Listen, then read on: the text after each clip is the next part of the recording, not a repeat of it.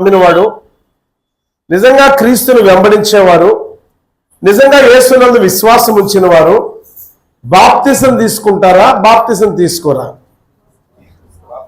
కొద్ది నోరుండవు, కొద్ది గట్టి చెప్పాలి ఇలాంటి. ఎస్, బాప్తిసం తీసుకునేటప్పుడు దాని అర్థం ఏంటంటే నీటిలో ముంచి లేపబడుట అనేది నీ పాపముతో, నీ యొక్క ఆలోచనలతో పాపము, అంతరంగంలో ఉన్న పాపము, చేతులతో, కాళ్ళతో, చూపుతో, హృదయముతో చేసిన ప్రతి పాపపు క్రియ యేసు నామమున బాప్తిసం తీసుకునే సమయంలో నీటిలో ముంచగా నీ పాపపు బ్రతుకు సమాధి చేయబడిందని అర్థం.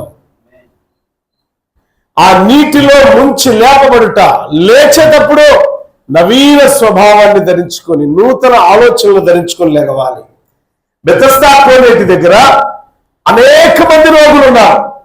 చెవిటోళ్ళు ఉన్నారు, కుంటోళ్ళు ఉన్నారు, గుడ్డోళ్ళు ఉన్నారు, మోగవాళ్ళు ఉన్నారు, కాళ్ళు చేతులు ఇరగొట్టుకున్న వాళ్ళు ఉన్నారు. రోగం అంటే మానవ జాతికి, ఒక మనుషుడికి ఎన్ని రకాల జబ్బులు ఉంటే అన్ని రకాల జబ్బులు కలిగిన వాళ్ళు ఉన్నారు అక్కడ. ఎప్పుడైతే దేవదూత